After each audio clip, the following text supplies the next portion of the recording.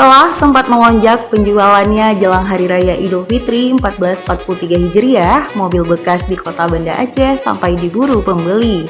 Terbukti dengan meningkatnya permintaan di sejumlah showroom meski mengalami kenaikan harga hingga 30%.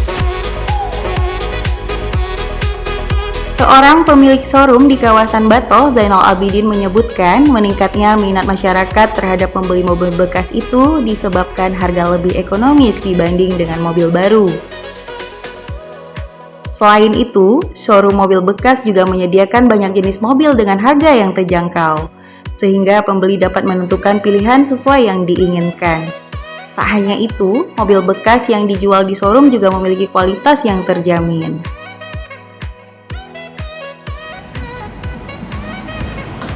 Penyebab kenaikan mobil second disebabkan karena kenaikan mobil baru.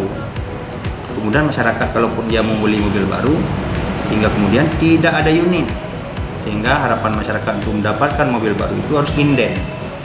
Maka alternatif dari masyarakat itu kembali kepada pembelian mobil second, sehingga mereka begitu dia bawa uang, meskipun harganya sedikit naik, mereka punya unit bisa bawa pulang ke rumah. Oh tidak. Karena pada dasarnya masyarakat juga tahu keuangan hari ini yang seperti ini.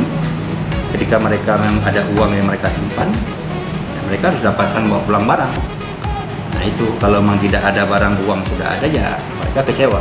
Karena dari kami selaku pihak pengusaha mobil second menyiapkan barang-barang terbaik untuk masyarakat.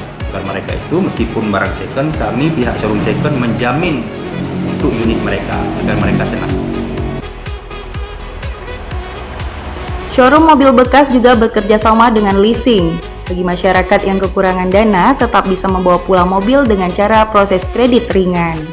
Zainal berharap masyarakat tak perlu ragu terhadap mobil bekas, sebab memiliki kualitas yang terjamin dan aman untuk digunakan sehari-hari. Dari Banda Aceh, Tim Liputan Aceh Time TV melaporkan.